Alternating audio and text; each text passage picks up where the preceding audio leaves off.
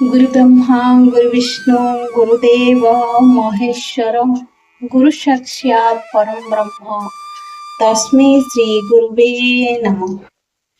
जय जगन्नाथ। दोस्तों, आप सबको भगवान जगन्नाथ जी की अशेष कृपा प्राप्ति हो, यही मेरी प्रभु से प्रार्थना है।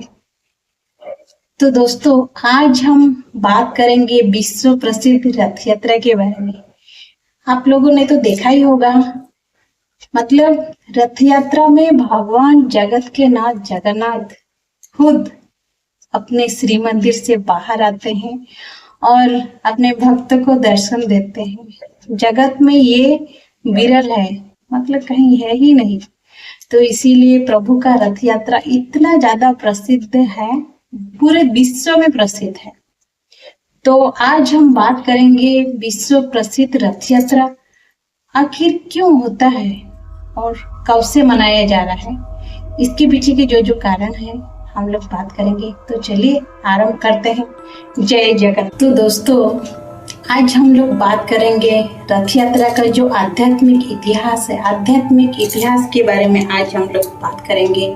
प्रभु जगन्नाथ की अशेष कृपा है कि हम लोग इसके बारे में बात कर पा रहे हैं। तो देखिए, हम लोग जो ये आध्यात्मिक इतिहास के बारे में बात करेंगे, हम लोग दो साइड देखेंगे, मतलब एक जो पौराणिक और एक है जो इतिहास। तो देखिए, जो पौराणिक मत है, पौराणिक मत के अनुसार जो स्कंद पुराण के उत्कल खंड में राजा इंद्रद्युम्न के बारे में विशेष रूप से, मतलब विस्तृत रूप से लिखा गया है। और रथ यात्रा क्यों मनाया जा रहा है और कब से मनाया जा रहा है, उधर ही लिखा गया है। तो देखिए, उसके साथ और भी मतलब बहुत सारे जो ग्रंथ है उनमें लिखा गया है।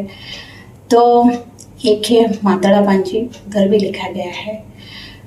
तो राजा इंद्रद्युम्न जो थे, राजा इंद्रद्युम्न ने तो भगवान जगन्नाथ जी का विग्रह बनवाया। बहुत अशेष कृपा थी प्रभु की। तो उन्होंने प्रभु विश्वकर्मा के द्वारा वो बनवा लिया जगन्नाथ जी का विग्रह।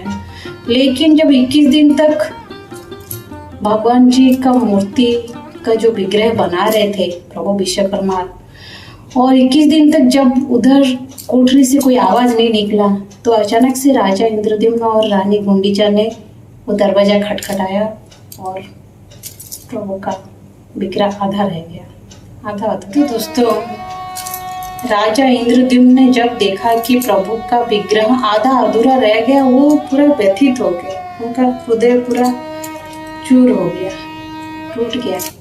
तो उस दिन प्रभु जगन्नाथ जी राजा इंद्रद्युम्न के सपने में आते हैं और कहते हैं, राजा इंद्रद्युम्न, मैं आपकी और रानी गुंडीचा की भक्ति से बहुत प्रसन्न हूँ। आपको जो भी वर मांगना है आप मांगिए। तो प्रभु से, जगन्नाथ जी से राजा इंद्रद्युम्न कहते हैं कि हे प्रभु जगत के नाथ जगन्नाथ, मैंने आपका दर्शन कर लिया, यही मेरे लिए बहुत बड़ी बात है। पर फिर भी मैं ये चाहता हूँ कि ये जो क्षेत्र है जहाँ पे आपका विग्रह प्रथम बार बना, प्रभु का जो विग्रह है वो प्रथम बार गुंडीचा क्षेत्र, मतलब रानी गुंडीचा का जो महल है उसके आसपास में जो जगह है, उधर ही प्रभु का पहला विग्रह बना। तो ये जो आपका जो जन्म स्थान है गुंडीचा क्षेत्र, आप इसे कभी भूल मत जाइएगा।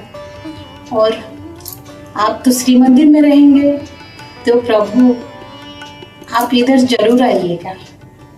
तो जगन्नाथ जी जब सुनते हैं ये बात, तो तथास्तु बोलते हैं। तो बोलते हैं, ठीक है, मैं साल में एक बार मेरे भाई बलभद्र जी और बहन सुभद्रा जी के साथ श्री गुंडीचा मंदिर में जरूर आऊंगा, और जो भी मेरा गुंडीचा मंदिर में दर्शन करेगा वो सीधे वैकुंठ जाएगा।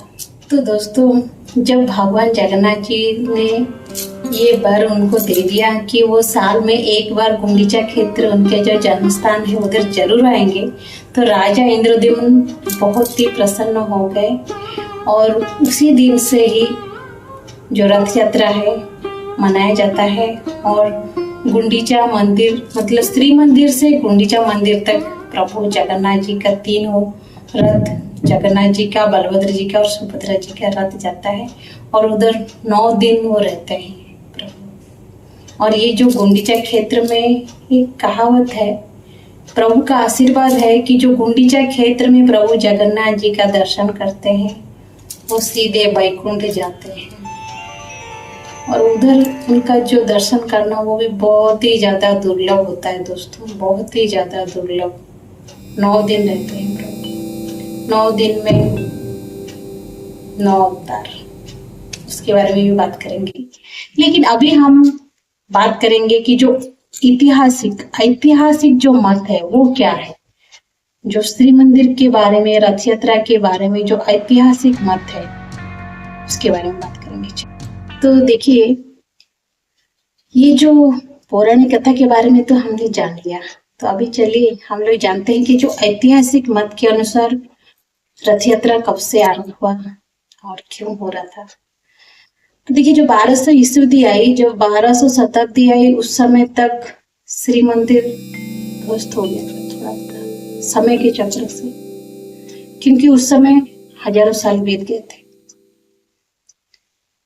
तो मंदिर का ध्वस्त होना ही था। और एक बहुत जरूरी बात है, जो कि राजा इंद्रद्युम्न जो थे, उन्होंने ये वर भी मांग लिया था कि हे प्रभु, ये मंदिर जो आपकी कृपा से हमने प्रतिष्ठा किया, आप हमें आशीर्वाद कीजिए कि हमारा कोई वंशधर ही ना रहे।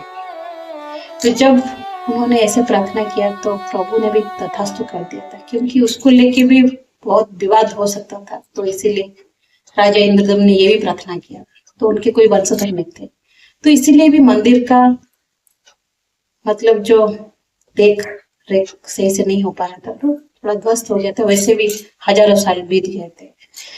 तो जो राजा आनंद गंग वर्मन थे, 1200 ईस्वी आते आते उन्होंने सोचा कि श्री मंदिर का पुनः निर्माण किया जाए, क्योंकि उस समय आते आते मंदिर का हाल बहुत खराब हो गया था। लेकिन प्रभु अंदर ही थे श्री मंदिर के अंदर, तो मंदिर का काम आरंभ किया गया प्रभु की कृपा से। और उसके बाद आते आते अनंग भीमदेव जी, जो कि उनके वंशधर थे, उनके वो जब राजा बने तब तक वो मंदिर कार्य चला। और जब वो संपूर्ण हुआ, मंदिर कार्य संपूर्ण हुआ, जब प्रतिष्ठा हुआ, तो उसी दिन राजा अनंग भीमदेव ने, तो दोस्तों उसी समय राजा अनंग भीमदेव ने ये कराया कि रथ यात्रा अभी आरंभ करना है। और रथ यात्रा का जो जो नियम है, रथ यात्रा का जो जो नियम, सब नियम कुछ ग्रंथों में लिखा गया।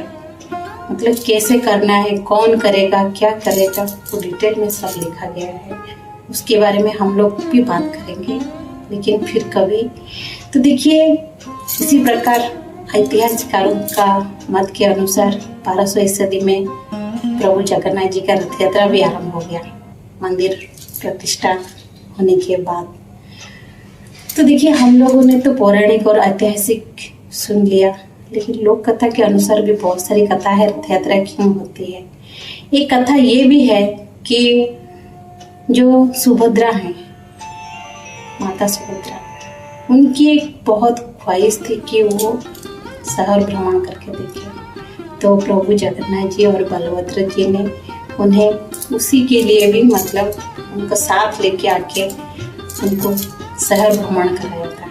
ये भी एक लोक कथा है। तो दोस्तों, ये देखिए कितना अपूर्व ये बात है कि जगत के नाथ जगन्नाथ अपने भक्तों को दर्शन देने के लिए रथ यात्रा में अपने भाई बहन के साथ बाहर निकलते हैं और पूरा जगत को उद्धार करते हैं। इसीलिए उनको पतित पावन, लोग जो पापी, हम लोग क्या हैं, हम लोग तो पापी ही हैं।